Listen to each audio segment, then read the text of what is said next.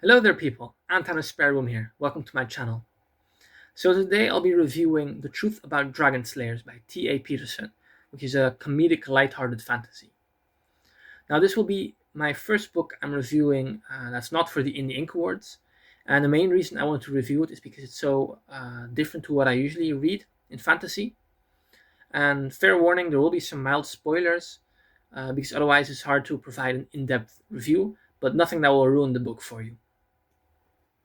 So this story is obviously about dragons, and I think this is probably the most original and unique interpretation of dragons I've ever read.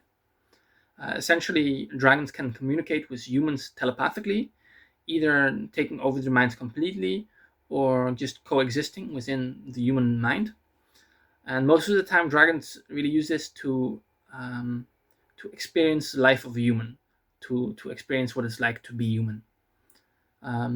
Now, I have seen telepathic links between dragons and humans before in books like Aragon by Christopher Paolini, but never as well worked out as in The Truth About Dragon Slayers. For much of the book, the protagonist Tellar has a dragon living inside his head.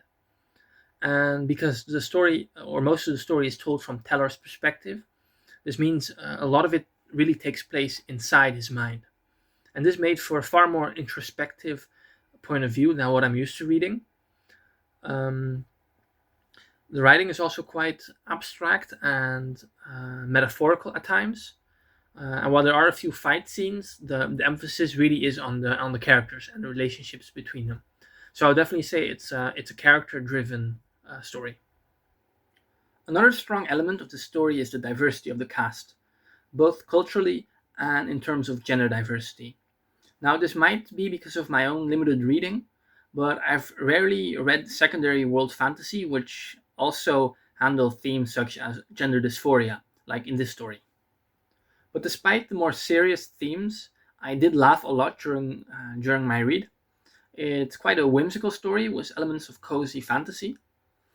On top of that, I really felt the Terry Pratchett influence in the story. You can really see that the author has been inspired by Terry Pratchett, both in the plot, but even more in the writing style.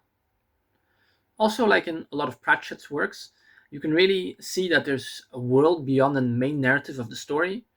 And especially as an epic fantasy fan myself, I really like reading those little nuggets of world building that Peterson puts through the story. I especially like the geography of the world the story takes place in, and I really hope that there's more sequels set in the same world. All in all, my rating would be a very solid 4 stars. I definitely enjoyed the story, even though it was really different to what I'm used to and outside of my preferred genre.